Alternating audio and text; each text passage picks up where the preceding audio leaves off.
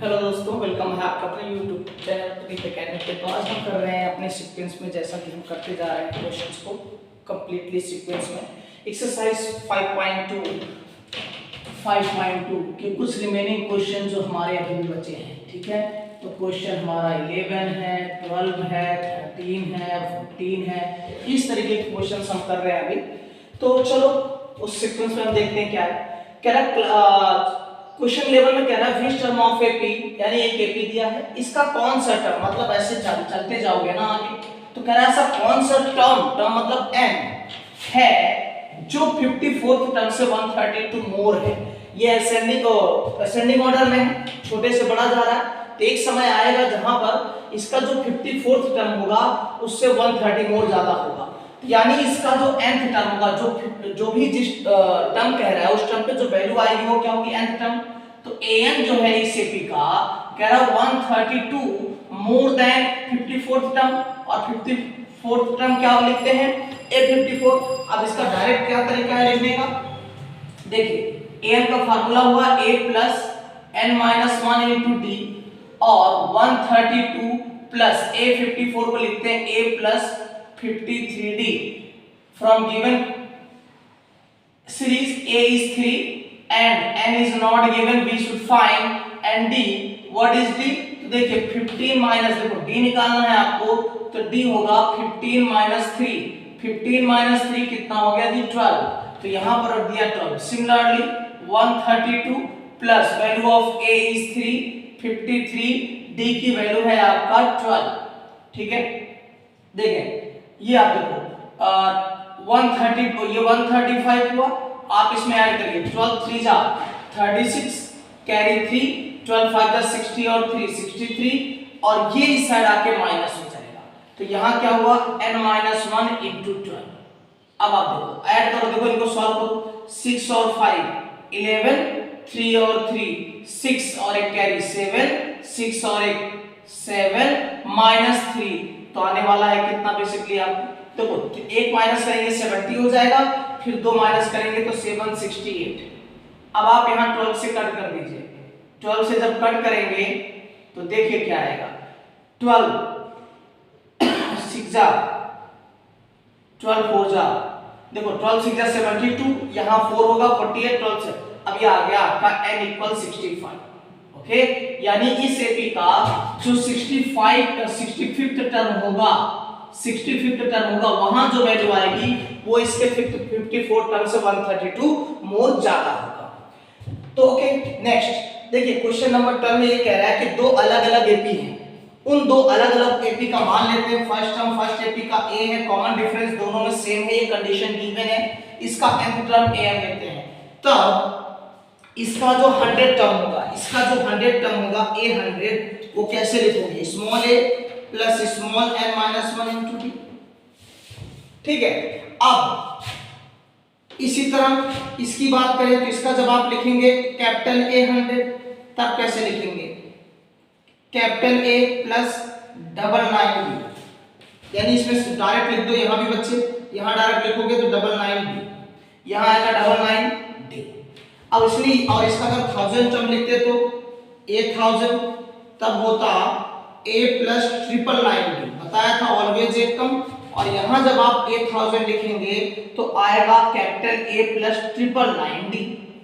Condition ये है question की कि इन दोनों एपी का जो 100th टर्म है इनका डिफरेंस 100 है। देखिए a100 minus a capital 100 is equal to small a100 कितना है, a प्लस 999D, माइनस इसको देखेंगे तो कैपिटल A माइनस ये भी हो जाएगा, माइनस रखते ही वैल्यू चेंज कर देगा, ये दोनों कैंसिल, तो कितना आया, ये क्या आया, 100 टर्म का डिफरेंस आ गया, दो डिफरेंट एपी के 100 टर्म का डिफरेंस आ गया।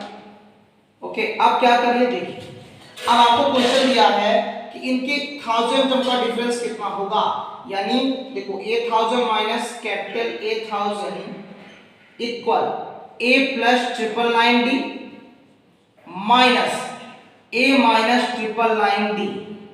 अगर आप ऐसा करते हैं तो ये कैंसिल, सॉरी यहाँ कैपिटल A आएगा, तो आया capital A minus small a, इस जगह देखिए, इस इक्वेशन को अगर देखिए तो यहाँ से पहले से जब 100 टर्म का डिफरेंस हमने किया था तो ये दे रखा था 100। इसने कहा था किसी दो एपी के 100 टर्म का डिफरेंस 100 था, तो यहाँ वैल्यू 100 आ गई।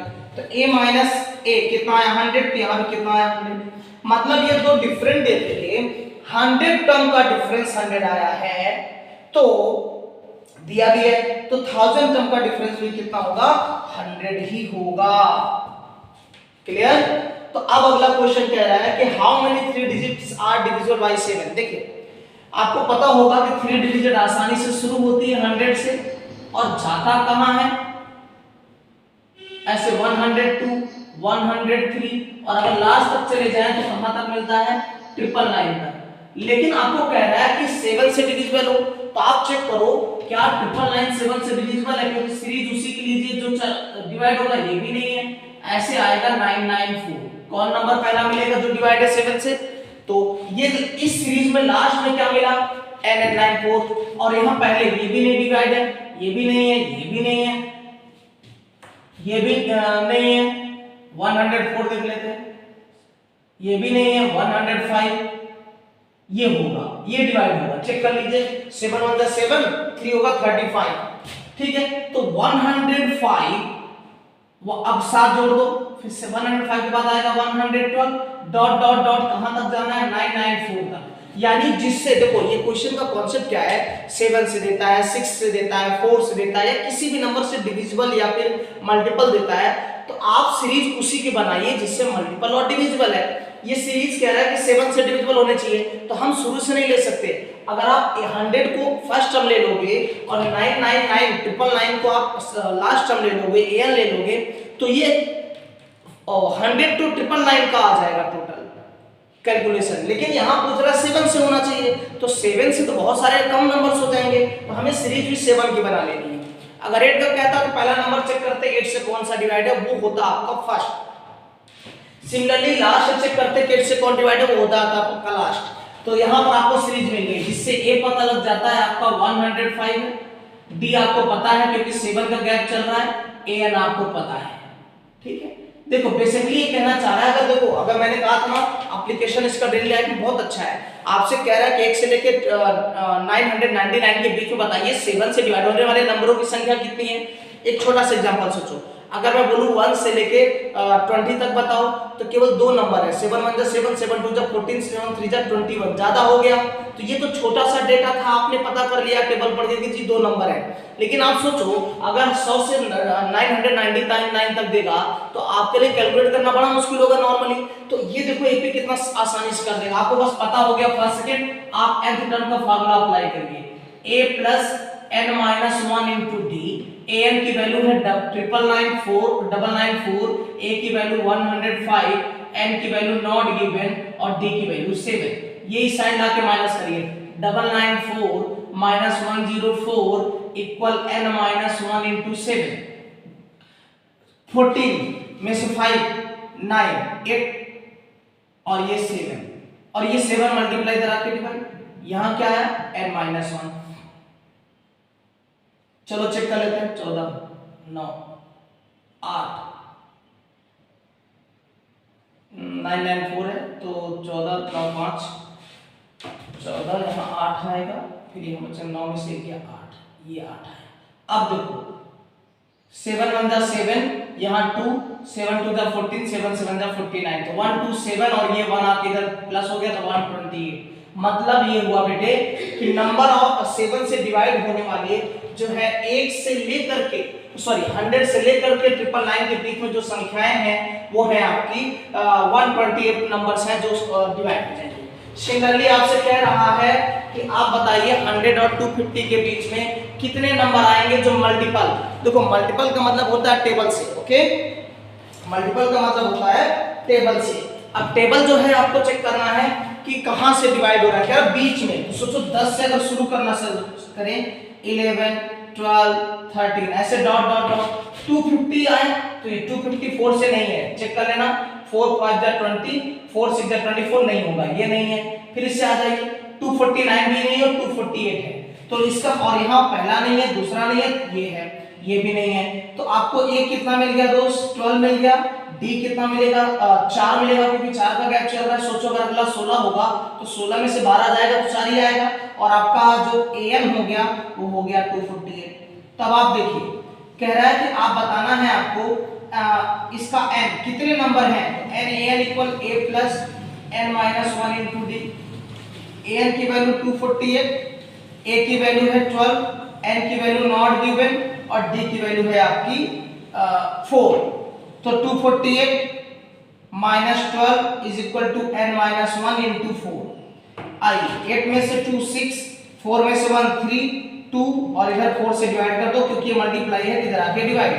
अगेन 4 5 जा 20, 3 4 9 जा 59 और 60, तो n यहाँ का माइनस और इधर आके प्लस, यानी वो संख्या मतलब कितने नंबर्स हैं जो 10 और 250 नंबर के बीच में 4 से डिविजिबल है, उनकी संख्या है जी 60।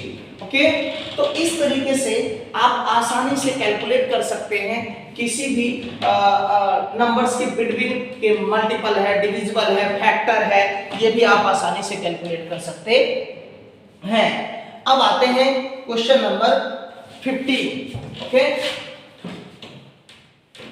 क्वेश्चन नंबर 15 देखिए, क्वेश्चन नंबर 15 कह रहा है आपसे कि फॉर व्हाट वैल्यू ऑफ है, दो एपी दे रखी है। देखिए दो एपी अलग अलग एपी हैं, जैसे 63 65 67 डॉट डॉट डॉट, एंड एक एपी और है 3 10 17। कह रहा है कि इस एपी में से अगर आगे कहीं जाएंगे ना तो एक ऐसा टर्म आएगा जहां पर दोनों वैल्यू आपस में इक्वल हो जाएंगी। तो मैंने आपको क्या बताया था, ये जो वैल्यू आएगी वो एन होगा, और जिस प्लेस पर आएगी वो एन होगा। मान लो कहने का प्लेस का मतलब है 3 10 7 1 2 3 4 5 ऐसे गिनते जाओ।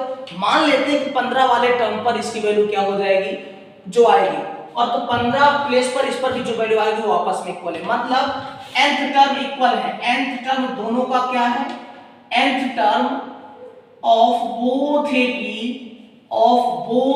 Are equal, both AP are equal. ये बात आपका क्वेश्चन ने कह रखा है, गिवन है ये बात, क्वेश्चन ने कहा। अगर क्वेश्चन ने कहा है तो आप कंडीशन लगाइए। इसके हिसाब से फार्मूला आपको पता है a plus n minus 1 into d. a की वैल्यू क्या है इस एपी की, n नहीं पता है, n दोनों में इक्वल होगा, और d की वैल्यू 65 माइनस 63 तो 2 आएगा। इसी तरह अगर हम इस एपी की बात करें 3, n की वैल्यू नॉट गिवन, d की वैल्यू आपके कितना 10 में से 3 गया 7। अब देखो 63, आप इसको इस तरह मल्टीप्लाई करिए 2n माइनस 2। सिमिलरली यहां देखिए 3 7n माइनस 7, 7 1 7 7। अब आप देखो 63 में से 2 निकाल दो 61, ये 7 में से 3 जाएगा माइनस 4, इधर आके प्लस 5। यहां क्या है, ऑलरेडी 7n है और ये माइनस इधर आके 2 है, तो कितना हुआ 51, और यहां हुआ 65, कैंसिल कर दो 15। ठीक है, तो n इक्वल कितना आ गया 15। ओके, चाहो तो आप चेक कर सकते हैं कि जैसे यहां पर 63 65 67, फिर आपका 2 69, फिर 71 ऐसे करते जाइए, आपको मिल जाएगा।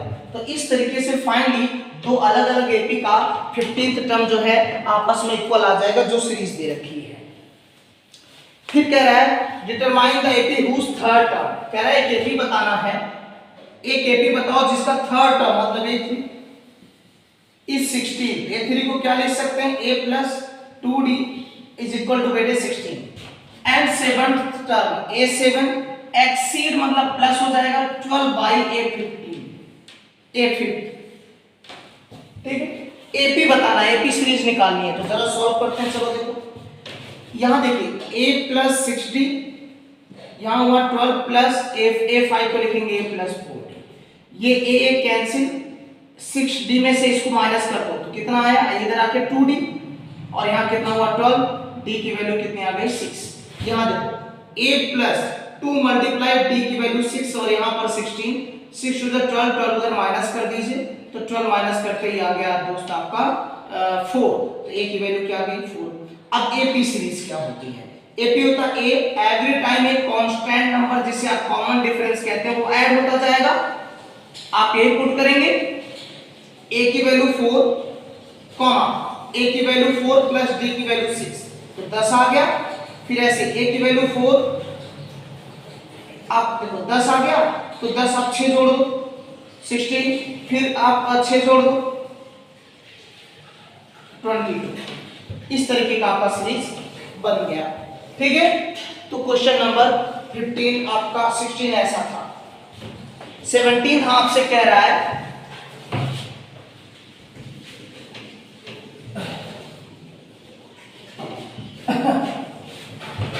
17 कह रहा है 20th term from the last. देखिए लास्ट एक सीरीज दे रखी है और वो सीरीज दिया है 3 8 13 डॉट डॉट डॉट 253।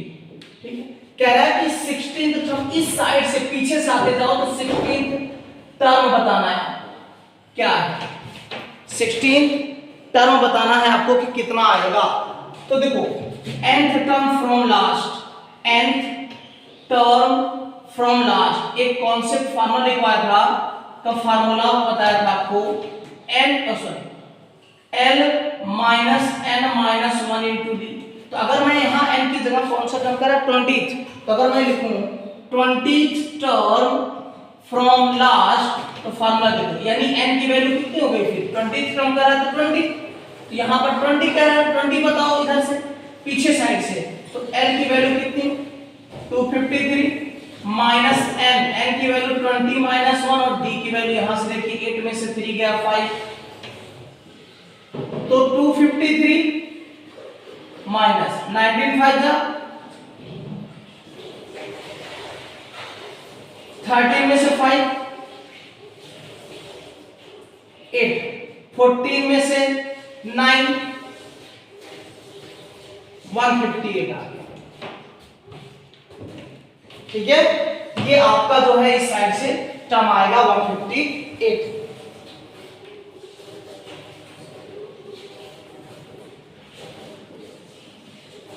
नेक्स्ट कह रहा है the sum of 4th and 8th term, 18 question.